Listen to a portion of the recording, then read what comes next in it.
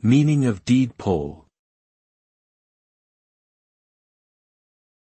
Deed poll. Deed poll. Deed poll. Deed poll.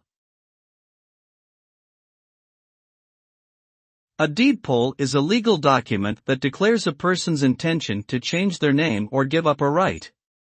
It is a binding agreement that is made voluntarily and unilaterally by the person who is changing their name or relinquishing their rights.